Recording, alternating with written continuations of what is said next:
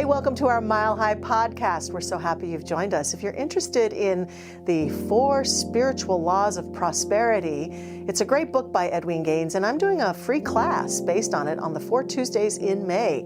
Would love to have you join us via live stream or in person here at Mile High Church. It's from 6:30 to 8 p.m. Come on and let's enjoy some prosperity together. Find out more at milehighchurch.org. Our message this morning, in the yuck, but not of it.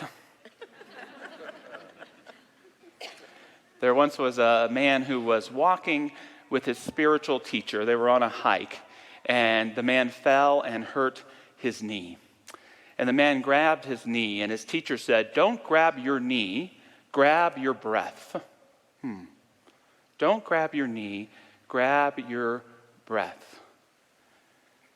Sage advice. I might have started with, "Are you okay?" But it's sage advice. You know, the next time you're angry, don't grab the curse word, grab your breath. The next time that person at the light in front of you in their car is looking at their phone instead of noticing the green light, before you honk, grab your breath. When you're hurting or lonely or frustrated, acknowledge the hurt, but grab your breath. There's something about human nature, what I'll call yuck consciousness today, that wants to go right where the hurt is. That wants to say, "Look at me, I'm hurting. Look at this hurts. And again, we have to acknowledge the hurt, but learn not to identify with it. We want to learn not to go to the hurt, but where the healing can begin. And that's what the breath represents in this piece. This is the essence as well of our practice here of affirmative prayer, where the condition or the challenge in the prayer is almost completely insignificant. It's all about our ability to remember the truth. It's all about our ability to go into an awareness of the divine. Emmett Fox, the great metaphysician, put it simply and profoundly. All that you have to do is this. Stop thinking about the difficulty, whatever it is, and think about God instead. This is the complete rule, and if only you will do this, the trouble, whatever it is, will presently disappear. It may be big or little. It may concern health, finance, a lawsuit, a quarrel, an accident, or anything else conceivable. But whatever it is, just stop thinking about it and think of God instead. That is all you have to do. Could it really be that simple? What is that awareness of the divine for you? Is it an image? Is it a feeling? Is it a song? Is it a deep knowingness at the core of your being? And perhaps all that you have to do when faced with the problem is let it go. Just let it go for a minute. It will be waiting for you when you come back. And remember that spiritual truth of who you are. And who knows what might take place.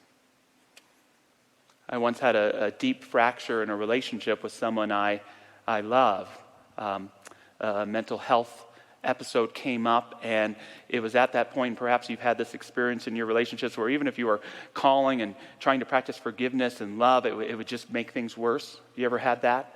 Where it's just a fire, and to continue to participate in the relationship just makes it grow and grow. And so I had to completely cut off communication with this person. And it was painful and hard for me. And yet I never had to separate my connection with that person.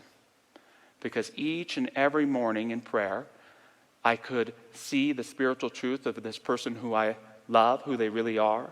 I could surround them in love and light. I could wish them well.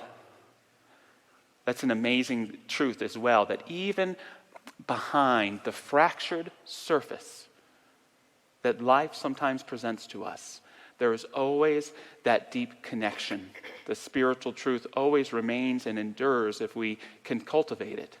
And luckily in my life, I practiced this prayer for over a year, and a life circumstance came up and there was some healing. And although there's some boundaries and perhaps not the same level of intimacy there, I have a healthy relationship with this person again. And I'd like to think that that prayer had something to do with it. The 2,000-year-old man, Mel Brooks, said, as the 2,000-year-old man, as long as the world is turning and spinning, you're going to get dizzy and you're going to make mistakes. Part of living a whole and full life means acknowledging the yuck. It doesn't mean set up camp in it. It doesn't mean become it, but we want to acknowledge that yuck that can take place in our lives. That as wonderful as it is to grow older, there are still those aches and pains that come with that. There's the yuck of dealing at times with the healthcare system. As much as many of us parents love raising our kids, we still have the yuck of the potential dangers of the AI, the tablets, the smartphones, the social media. You move in with the man of your dreams and you still have to clean up after him in the kitchen. You're behind that person in traffic, heading for the open road, and you're stuck there. Have they invented an app yet that lets the driver know that the lights turn green? Wouldn't that be nice? We can all identify a place where there's yuck in our lives. Can we all do that? Yes. Can you think of it? Let's say it together. Yuck. But we don't have to become that yuck. We can remember that there's a purity of our being, a grander truth that can allow us to be in the yuck, but not of it. There's a beautiful passage from a great Buddhist work called the Tibetan Book of Great Liberation. It says, in its true state, mind is naked, immaculate, transparent, empty, timeless, uncreated, unimpeded, not realizable as a separate thing, but as the unity of all things. Yes, I'm talking about you. Your own mind is not separate from other minds. It shines forth unobscured for all living beings without beginning or ending. Your original wisdom has been shining forever like the sun. To know whether or not this is true, look inside your own mind. Can you even believe that partially as the truth of who you are? That always within you is that original wisdom, that reflection of divine spirit, that ability to allow your consciousness to rise above any yucky or icky thing that may be taking place, to pull you through, to uplift you, to enlighten you. In the Tao Te Ching, a book of ancient Chinese wisdom, we are shared what's called the three treasures. And they can be translated in many ways, but today we're going to translate them as mercy, moderation, and modesty, the three M's. And I speak to these today because they all are tools of ways of being that help us remove ourselves from the yuck. And this first one is mercy, which means compassion. That's one of the things about yuck consciousness, about the collective consciousness of the world. One of the things that it can get us into is the grind. Anyone here living in the grind, working through the grind, getting that to-do list done? Life never seems to stop. We keep going and going and going. And when my consciousness is in the grind, the goingness, my greatest fear isn't death. It's not public speaking. It's being a minute late to anything. Anyone have that too? And I can get caught up in it. And on one particular morning, a few months ago, getting my daughter ready for school, and we're a few minutes late on leaving the door and getting to school, and so I'm a little stern with my 5-year-old, more than I would normally be. Nancy June, it's time to put on your boots and get in the car. And we get in the car, and we're driving along, and my daughter says, Daddy? Yes, Nancy. I just want you to know that even when you're mean to me, I forgive you.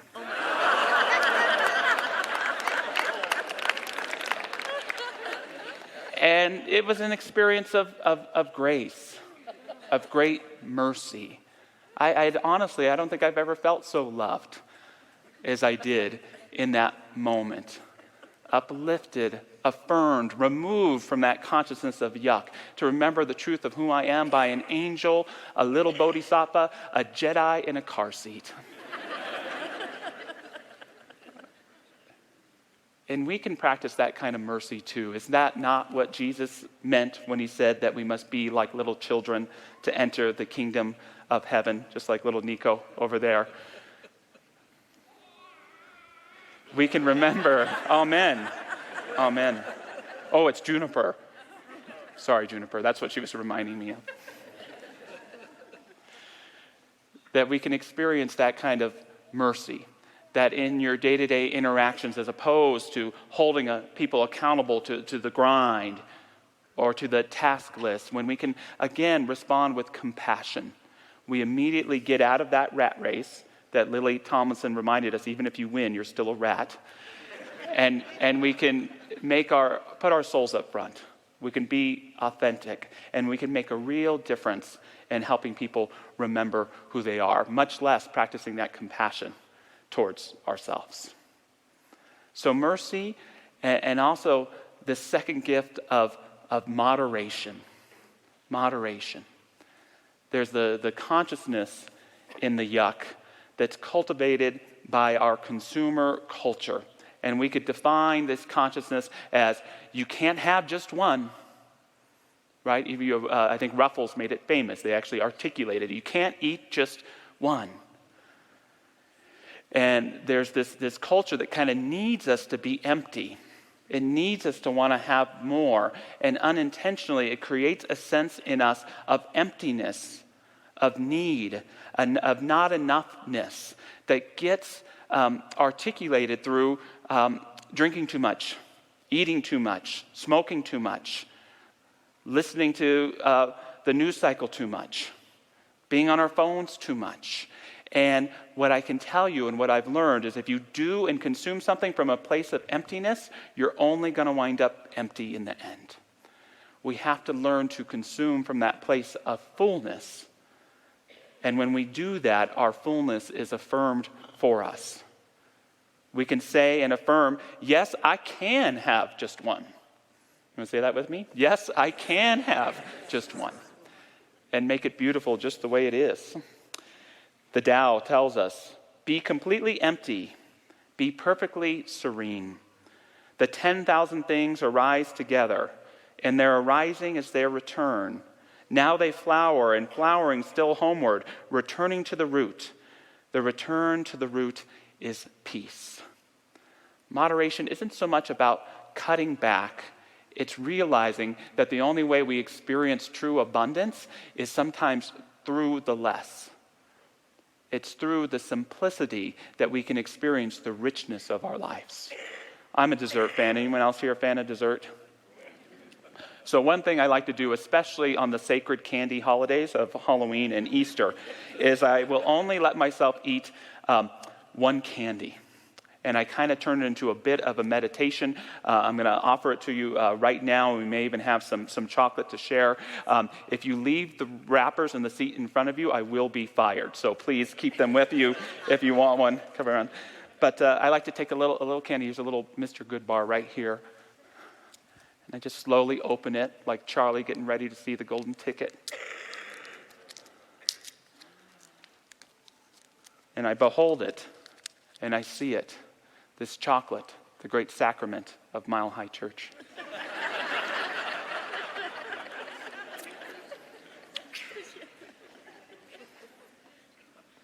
And just fully present to the chocolate comes fully present to me.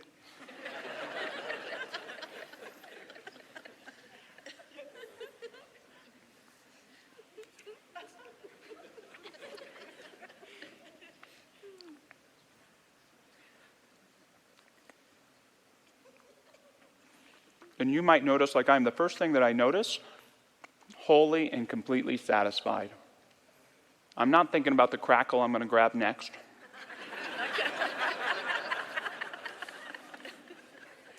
I'm not thinking about my anxiety. I'm not trying to quelch that thirst in me that can't be quelched.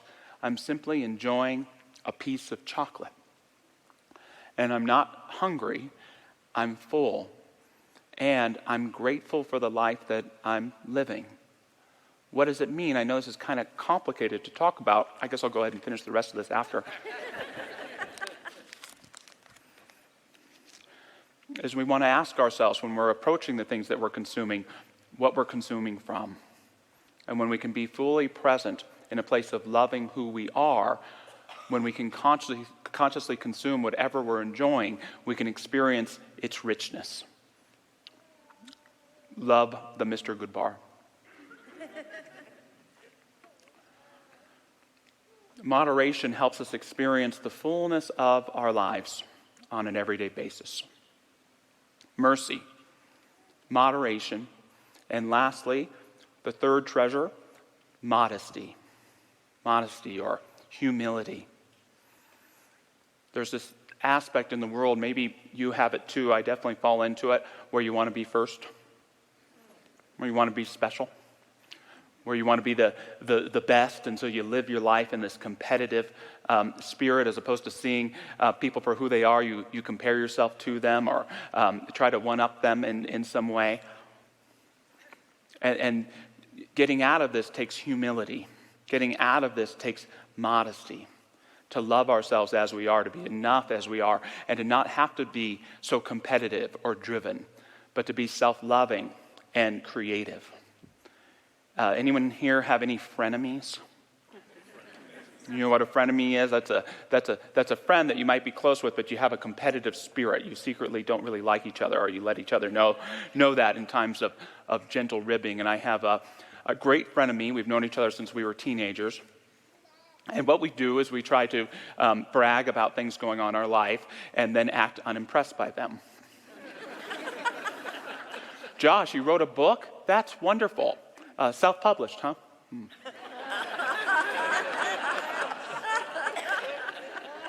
You had a kid? That's wonderful. Then did you have that labor or did your wife? Gone to Mile High Church following Roger Teal? That's wonderful. How's that going for you? Just that gentle ribbing. And I'll always remember running into my friend and asking him how he was doing. And he shared with me that his wife had just left him. He'd been married 1.5 years and it didn't work out. He didn't know why. He was questioning his career, his purpose in life, his faith. And it was so amazing because I had all that frenemy energy and it just went away like that. In that moment, it was clear that he was the better man. And in his vulnerability, it showed and revealed our connection of heart. How much we love each other, how much we admire each other, and how silly that yuck consciousness can be when it drives us into being competitive with one another. Without modesty, we don't receive the forgiveness of children. Without humility, we think our truth is the way of life and forget God has a greater truth waiting for us. Without humility, learning to embrace our foibles and mistakes in jest, we don't get to learn and move on from them. Modesty, humility allows us to live in the present and embrace the best of life. I'm going to hopefully not do something sacrilegious today, but I want to add a fourth M that doesn't come from Lao Tzu and the Tao Te Ching, but the fourth M is moxie. We could all use a little bit more moxie because there's this other aspect of the world consciousness, and it's totally understandable, but it's when we get depressed at the state of the world, the state of the country, the state of affairs. We look at what's taking place in Gaza. We look at what's taking place in Ukraine. We look at places of injustice or pain or abuse in our own country, and it all breaks our hearts. And it's very hard to remain optimistic when we know this kind of stuff is going on. And moxie is that a quality that's like a defiant joy. It's that ability not to be naive and see the world with rose-colored glasses. It's our ability to hold ourselves and our fellow human beings to a higher calling and a higher way of being. Moxie is a courageous spiritual quality that allows us to bring the greatest amount of optimism and responsibility and positivity to even the most difficult areas of our life. I went through the list of spiritual teachers to think of a great teacher of moxie, and I settled on a more secular one. I couldn't help but think of the king, Elvis Presley. The king of moxie. Brought a lot of moxie to his music and to rock and roll in the 50s. And he stopped doing music for a while in the 1960s. And he was doing movies, and a lot of things changed. Vietnam happened. The Summer of Love happened. And he came back and he did a TV special in 1968 that became called the Comeback Special. And he chose a song to close it out with called If I Can Dream. And it wasn't a great point in our country. Martin Luther King Jr. had just been murdered. Robert Kennedy had just been murdered. So it took a lot of moxie for him to choose this song that was written about King, even in a moment of great pessimism in our society, to remind us that if we can dream, if we can embody that moxie, we can make a major difference in our lives. And I don't have to read you lyrics because we have an awesome music program here, so we're just going to hear the song. Yay.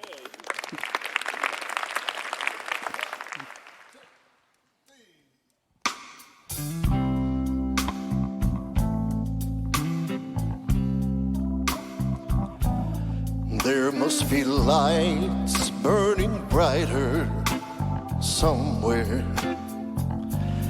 Got to be birds flying higher in the sky, more blue. If I can dream of a better land where all my brothers walk hand in hand, tell me why, oh why can't my dream come true? Oh, why? There must be peace and understanding sometime. Strong winds of promise that will blow away all the doubt and fear. If I can dream of a warmer sun where hope keeps shining on everyone, tell me why, oh why won't the sun appear?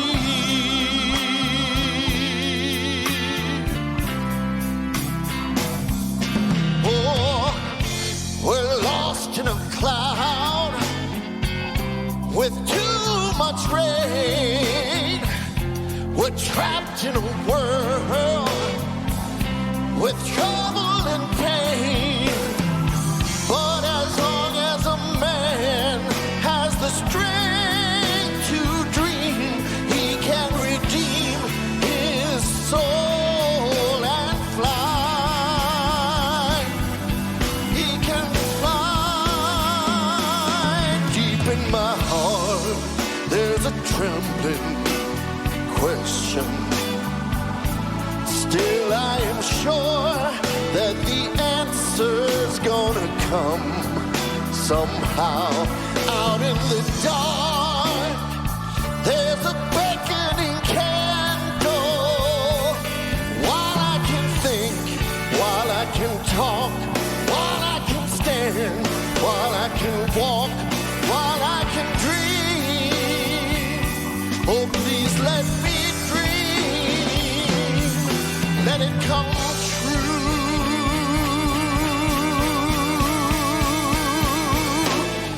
Right